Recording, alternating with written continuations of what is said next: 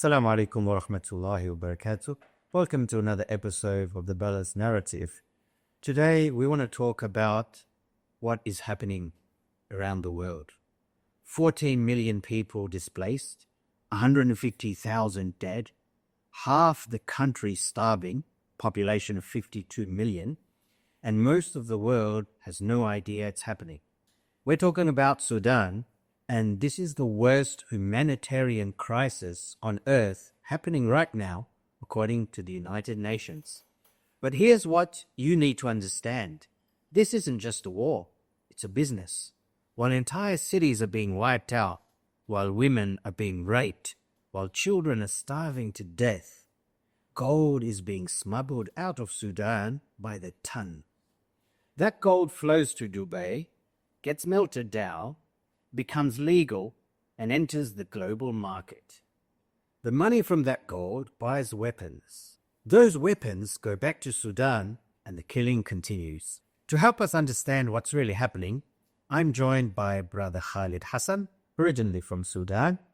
Brother Khalid, thank you. Jazakallah khairan for coming on our show. Tell us about your personal story. As you know, there's very little information about what's happening in Sudan in the media, so we really truly appreciate you having me here. Thank you very much. You're welcome. I came here in Australia in 2004. I'm from the Nubian area, which is far north in Sudan. The Nubians are divided into Egypt, southern Egypt and northern Sudan.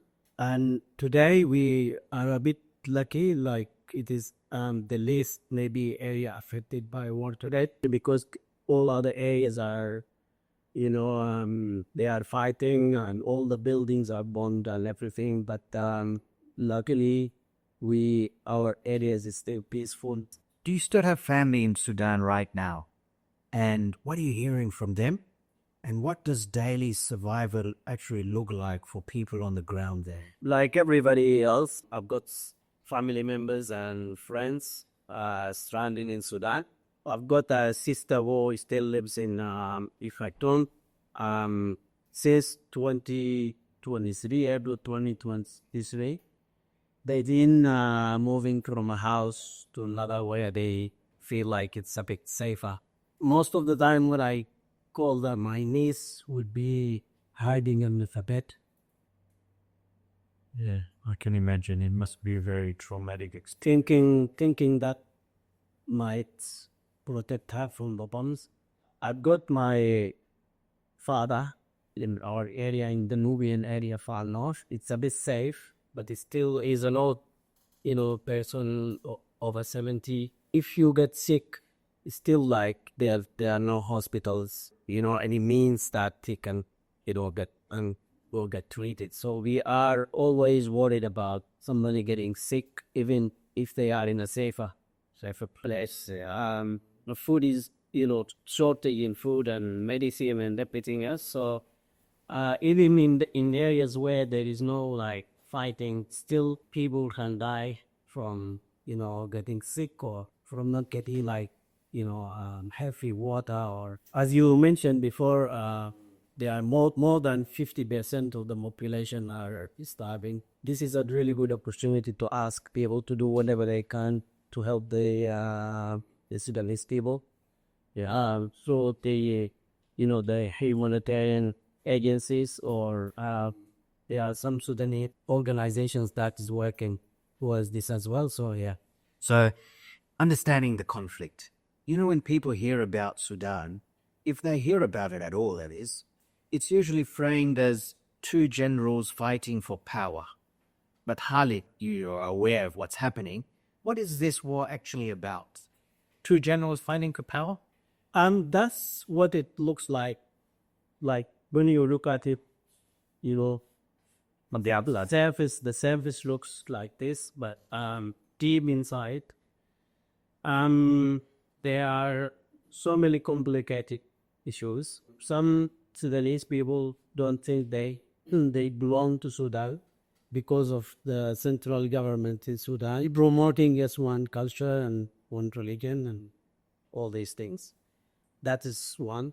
But I think the main issue would be the interference from the outside countries, especially the UAE, Egypt, and other countries who have interest in Sudan. That is the second issue. The third issue would be international level as well, like, Russia is involved, America is involved, and so everybody is involved. And unfortunately, everyone is looking for their own interests. Our traders in Sudan, they are not looking for our interest as Sudanese people, as everybody else is looking for their interests. So it is very complicated. We never experienced war in here, in this country. Our problem is not having ice cream for dessert. This is the first world problems, yes, compared to those countries. Anyway, let's give some context here, because I think understanding the history is important. In 2019, after 30 years of authoritarian rule under Omar al-Bashir, the Sudanese people rose up in a mass uprising. It was a peaceful uprising, and the world watched as ordinary people, students, teachers, doctors, they removed al-Bashir from power in a peaceful uprising. And there was a lot of hope at that time. Yep. But then the moment of change was hijacked by two military leaders, General Abdel Fattah al-Burhan and Mohammed Hamdan Dagalo, also known as Hamidti. Is that what they call it? Himeti, yes. Himiti, okay. Now, he is the head of the Rapid Support Forces, known as the RSF. Yeah. So a transitional government was established after al-Bashir was removed from power. But instead of completing the transition to civilian rule, these military leaders staged a coup in 2021, and they took full control. For a while, they ruled together, but tensions grew over integrating the RSF into the national army. Hamidti refused. He wanted his own army. So why would he give up his private army and his control of the gold mines? Because that's what his army was controlling. Then on April 15, 2023, Hamidti's forces invaded Khartoum and declared war. So Khalid, can you walk us through what happened there? What was that period like? How did we get from that moment of hope in 2019 to this catastrophe that we are seeing today? Yes, the RSF actually did not invade Khartoum on the 15th of April. They were already there. I see. They gradually controlled all the strategic positions in Sudan. When you say strategic positions, you mean? Militarily on gold mines and everything else. On the 15th of April 2023, the RSF was everywhere in Sudan. They were even inside the military headquarters and the TV, headquarters and everywhere. All the strategic positions in Sudan were controlled by the RSF. And the reason was because the military leaders, Sudan military leaders, were afraid that somebody is going to organize a coup. So they wanted to stop this by controlling everybody by the RSF. So going back to your question, in 2019, we were really hopeful when the could, took control of the country.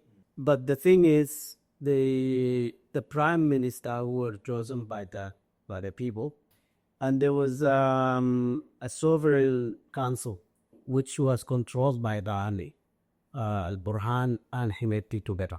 Al-Burhan was the president and Himeti was the vice president.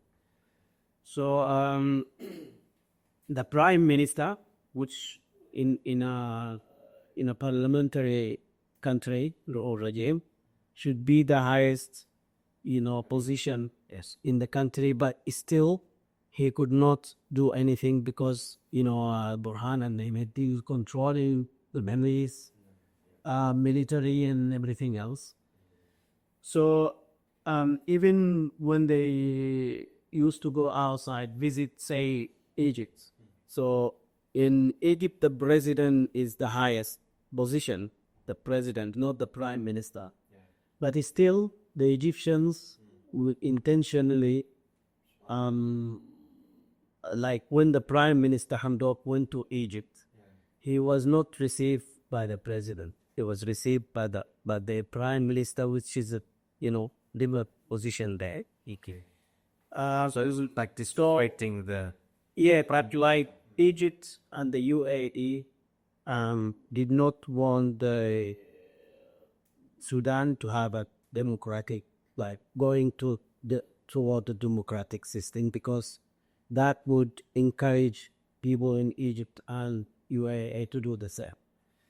And the other thing is because they want to control the country.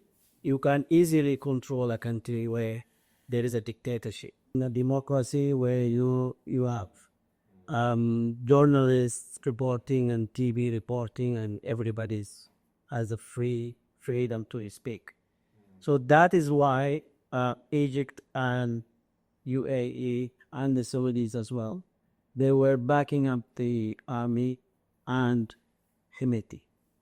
Okay, so they were in favor of martial...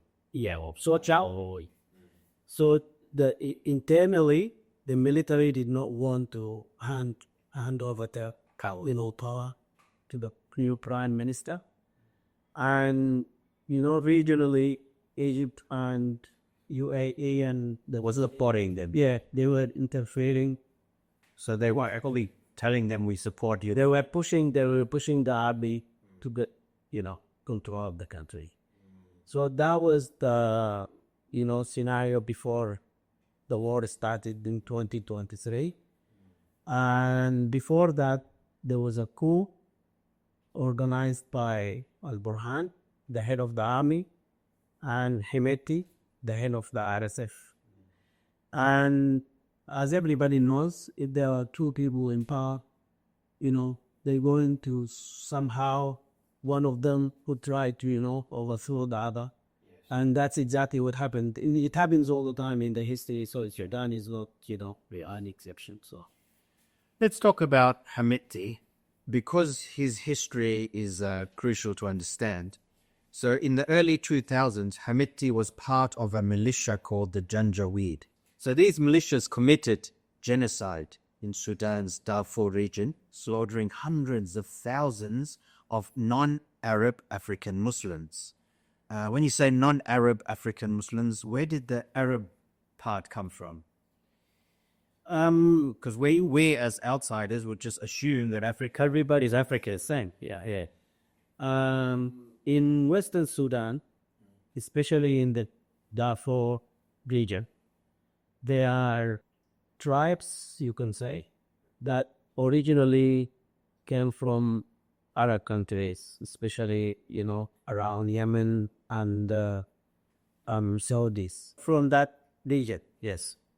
And some came from other African neighboring countries, and some originally from Sudan itself.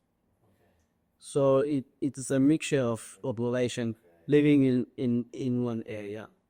But they always lived peacefully until the central government started to interfere in their lives.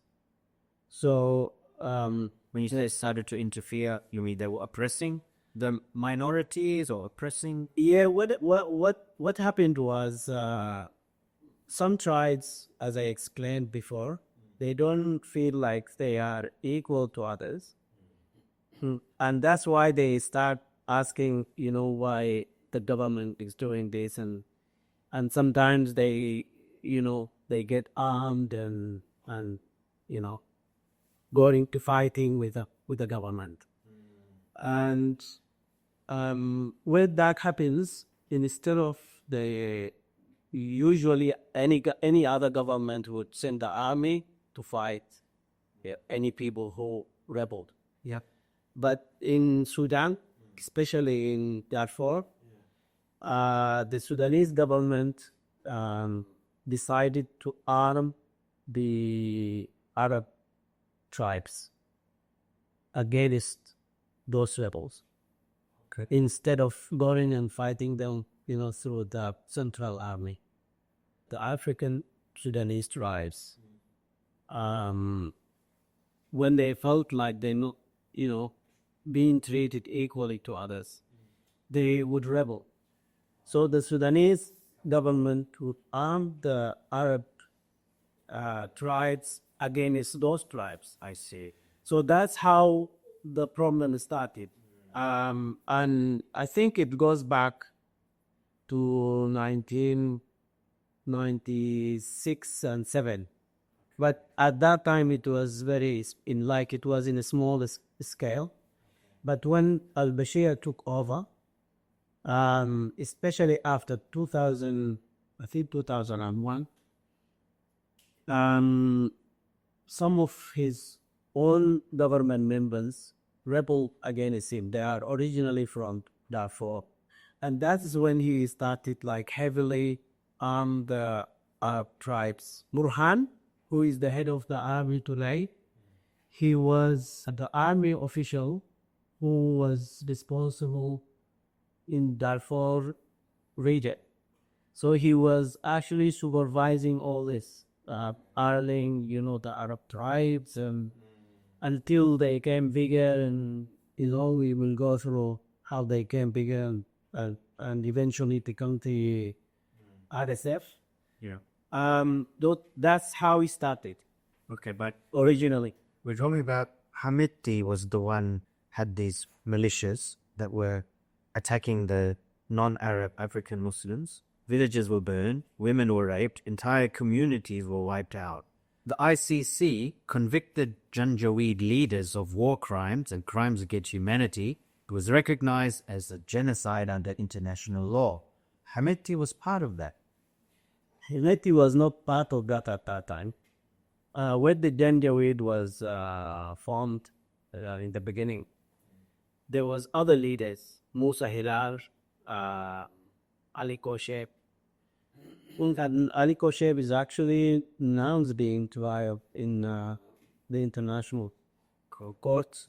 I think these days they're going to, announce the sentence.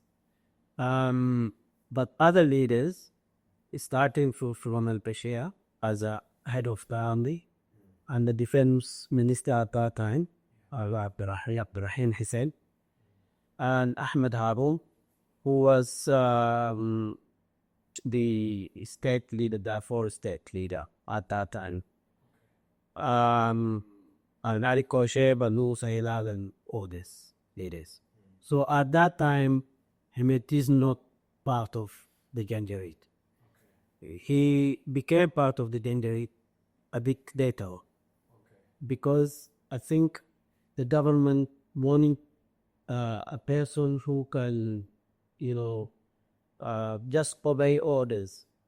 Musa Hilal and others, they were leaders who would think about what they're doing and do not obey everything.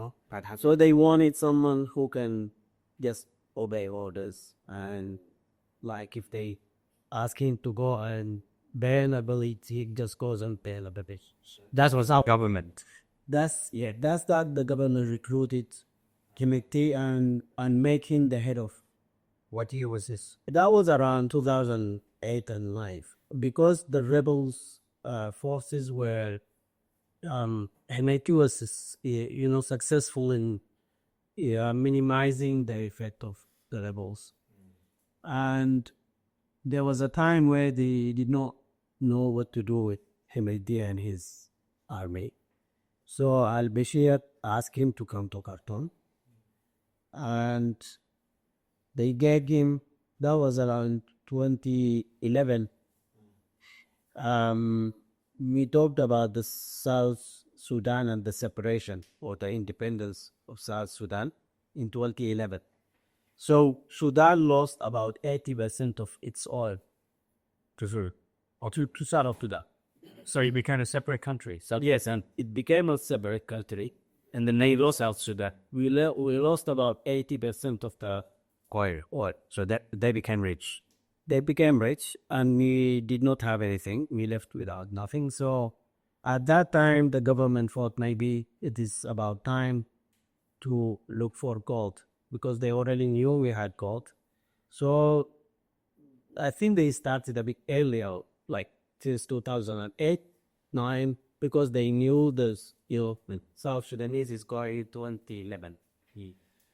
So around that time, Shireti was already a leader of RSF, 2011. So al-Bashir gave him all the mining sites to guard, even in sites where foreign countries are mining or whatever. So they have their own mining sites, which was in Jebel Ahmed, and they were controlling every other mining site in Sudan. In that way, they could come to you because they already got in your site. They would come to you and say, okay, you have to give me any production of gold to you too. And they will give you something like, cheaper price. And then they would smuggle it to Emirates. So this goes back, not just like in 2023, this goes back from 2010 and 11. Who was smuggling the gold to Emirates? The RSF. The RSF. Yes. So it's separate to. But at that time, formally it became RSF in 2023, when the Parliament of Sudan regulated their existence and they became part of, the army without being, part of the formal structure of the army. So they were existing independently under the leadership of Hemeti and then Bashir directly. So that's how this man ended up controlling Sudan's gold mines. And there is another third, very important third factor, which is the European Union support for RSF. They claim that they didn't know. What happened was the European Union had an agreement with African countries. I think the agreement called Khartoum process or something. That was in 2014.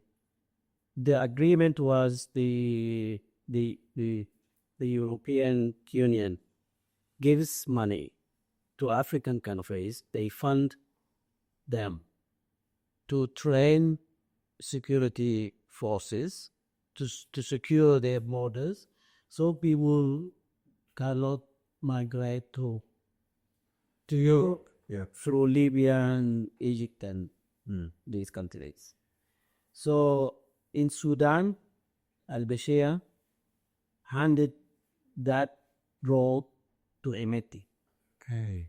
They were getting a lot of money from the European Union because of this role. Just to guard the borders? Yes. So that you would not have people migrate Exactly. to Europe. Exactly. Okay. So 3 factors. 1 is the gold mines.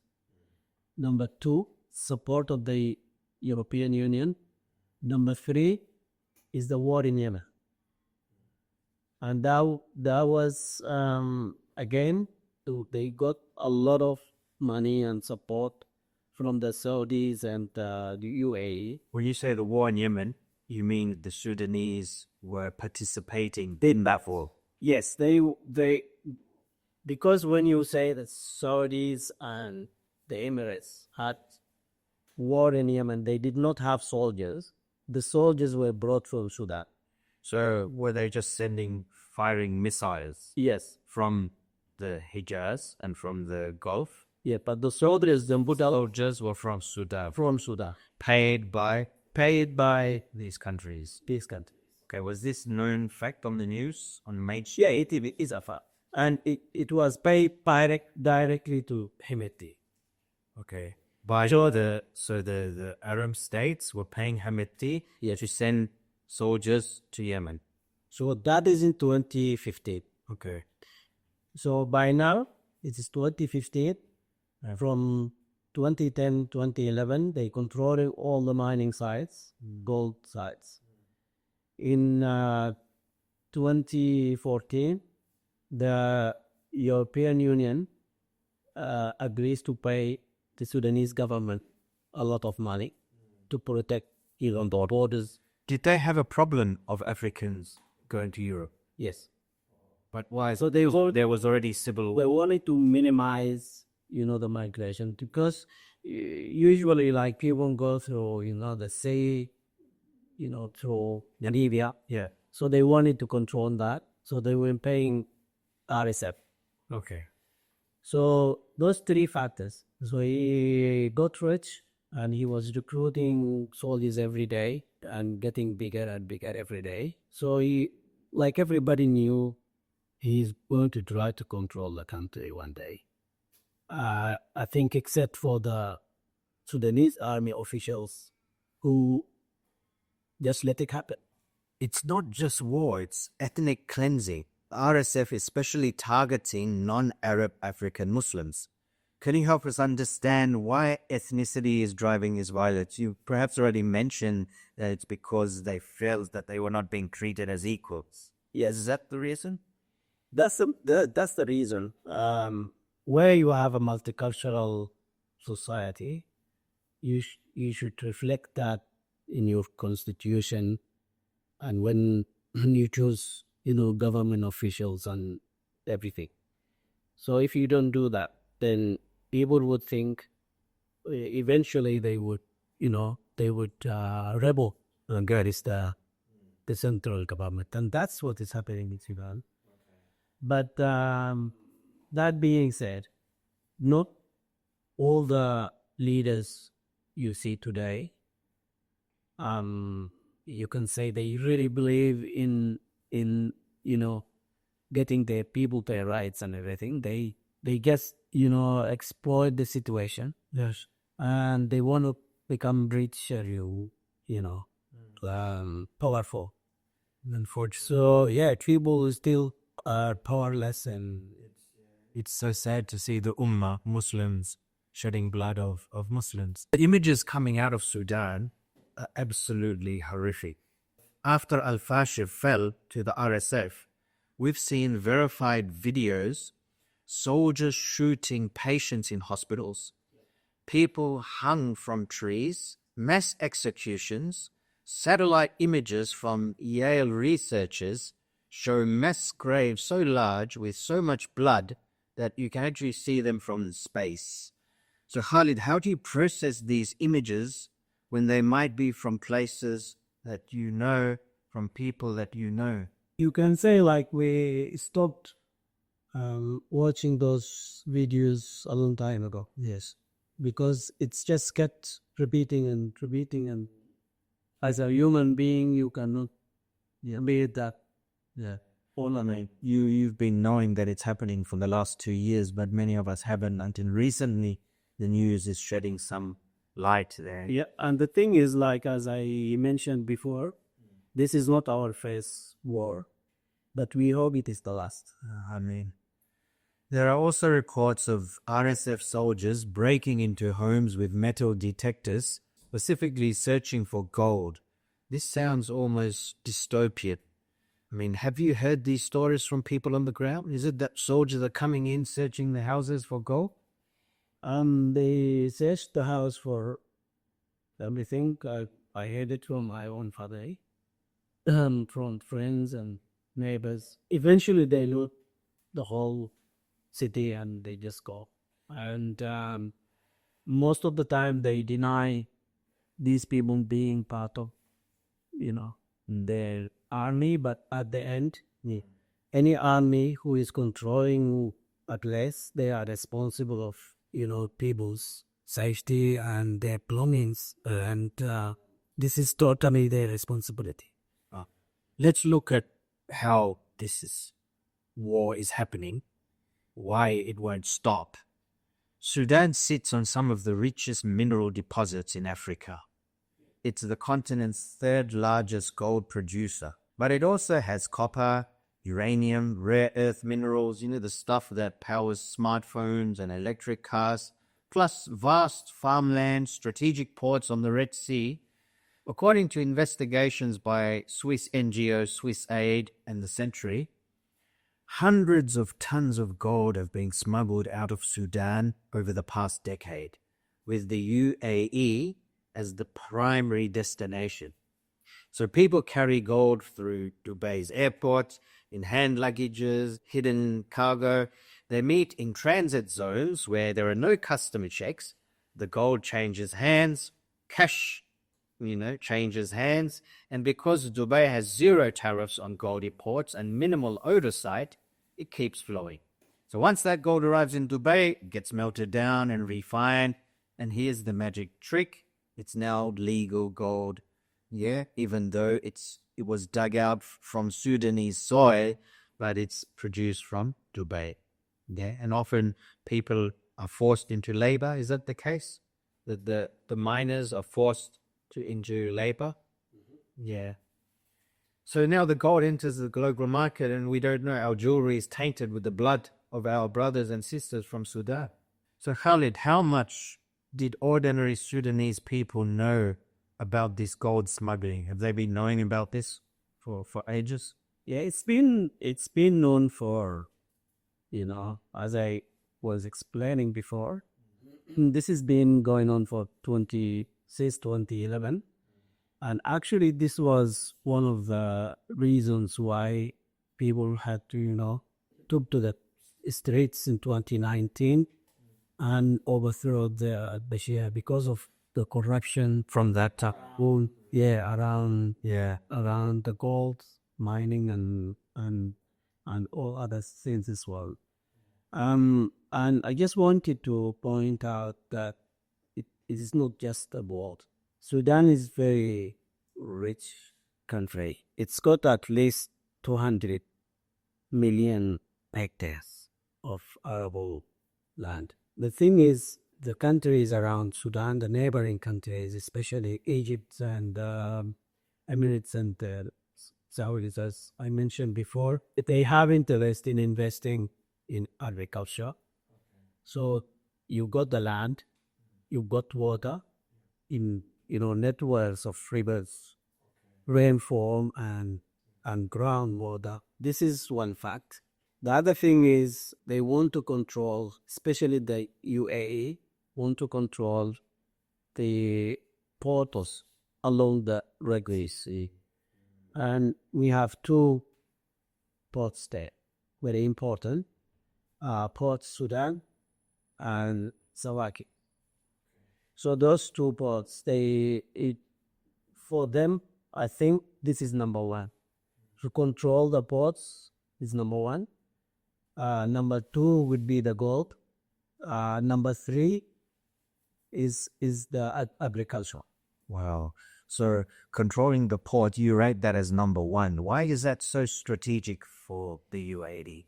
Because they're preparing themselves to be the center of the trade in the region. Okay. So in order to be, that country, they have to, control, the main ports along the Red Sea and in other areas. Yeah. And that is why for them this is very important. The gold can finish in 2, 3, 4, 5 years, but this is the strategic, yeah. And I'm not sure if I should put gold second or agriculture, but I think they are equally important to that. Why has the world just stood by in silence? I mean, we hear about those Western countries that are for democracy and for human rights, but I guess we know not to believe this now. We've seen this with Gaza. Yes. And now, why haven't they? I mean, is it true that America tried to broker, the US tried to broker a peace deal, but UAE were also involved in that negotiation of peace How does that work? The one that is supplying the cash for and the weapons, Yeah. you know, how can they be a neutral broker negotiating peace? The thing is, as I mentioned before, everybody is looking for their interests. Nobody is actually negotiating peace. They don't negotiate peace. They negotiate their interests. Everybody. Muslim and non-Muslim countries. All of them, all of them. The only way to force the Sudanese people interest is by the Sudanese people themselves and the good people in Australia and other countries, where they ask their government and push, for real peace talk and peace agreement, which would mean that we save our country, disband all the militias, because that's the main problem. Yeah. RSF, is from the beginning it shouldn't be there. Yeah. And today we ask for the world to have the Sudanese people to get rid of all the militias, or not just the RSF. They had other militias as well. Yes. And to help us to build strong army to protect our country and the constitution, and form a civilian government like every advanced country, where people of Sudan can have a voice. I know the transition would be very hard, but Sudanese people are good people. Yeah. And they always stand up, when people don't expect them to stand up. The international players. There's also Russia. Since 2014, a Russian mercenary group called Wagner, technically a private military company, but really an unofficial arm of the Kremlin, has been in Sudan training the RSF, securing mining operations and smuggling gold directly to Russia. In 2022, a Russian cargo plane was caught at Khartoum airport carrying what was labeled as cookies, but it was actually a ton of pure gold. And that was just one of 16 flights that year. So Russia was stockpiling gold to finance its invasion of Ukraine, perhaps. And after the Wagner leader, Prigozhin, died in a suspicious plane crash in 2023. So Wagner was rebranded as Africa Corps, but the operations continue. So it's not just one pipeline, it's multiple players, all profiting from Sudan's resources while the country burns and the people are dying. So Khalid, from your perspective, is this really a Sudanese civil war, or Sudanese people are just being used like pawns in a much bigger game where you have bigger powers? Yeah, as I mentioned before, I think the biggest problem here is that the Sudanese leaders are not looking for our interests. Yeah. They are, being used by foreign countries. All these countries are looking for their interest, and I cannot blame somebody who is, looking for their own interest. No, I mean at the expense of the entire population. That is not excusable. You can have interests, you can have geopolitical interests, but at the expense of a genocide and eliminating an entire people, ethnic cleansing, that's gone beyond just interests. That's right. And it's not happening only in Sudan. All Africa is, like every single African country, I think they, in some state in their life, they've gone through this because of the resources. And the interferences in Africa is just unacceptable. And as you mentioned,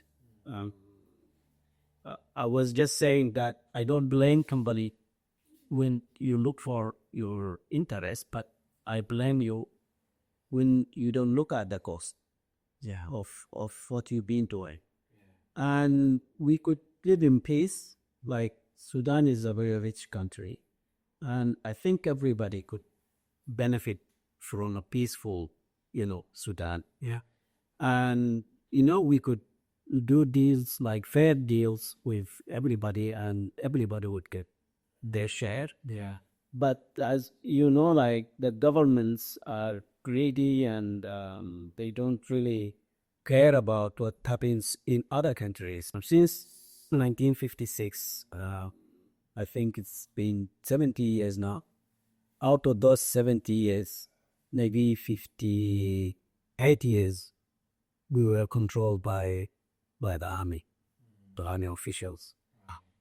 But it's still, people of Sudan, they like, when you saw them standing up, like in 2019, that's not the first time, that was the third time. I would expect them To stand up again. to stand up. But God, it's difficult now when you have drones, you have weapons, you have all being funded for the interests of other hounds. With a little bit of help from the Sudanese people outside of Sudan, in Australia and everywhere else, from the good people of other nations. Yeah. Even like in Australia and America and everywhere, we've seen people, taking out to the streets because they are against war of their own country against others. So we wanna, we hope to see something. So there are many good people out there, and we haven't given up on humanity. Yes. So the issue is the governments that are ruling over the people that make the decisions. So I guess it's up to the people, the individuals like ourselves, to raise awareness and to put pressure on our government. That's The only way. All the governments, they are greedy. They only look for their own interests to just be in power. They don't think about even for the nations they are governing. They think about their own power. Yeah. And that's why they interfere in other countries in the way that you see it in Gaza and Ukraine and Sudan. We pray that Allah subhanahu wa ta'ala relieves the people of Sudan.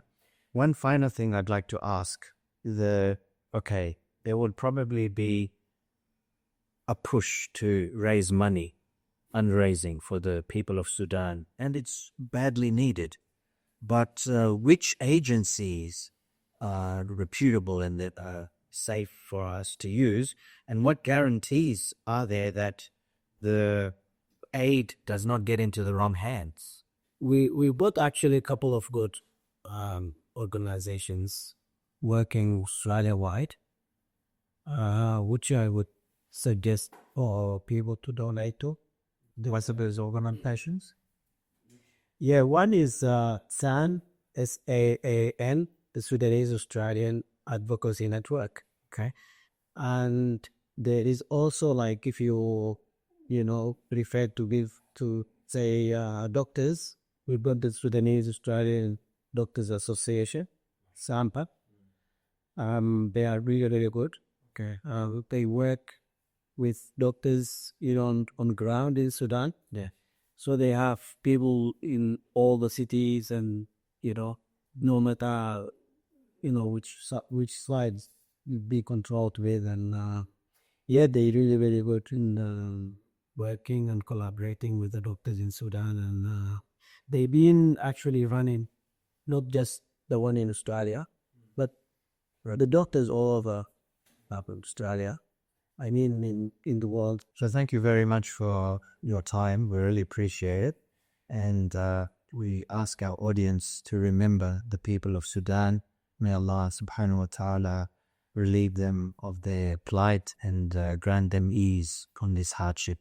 Until next time, Assalamu alaikum wa rahmatullahi wa barakatuh.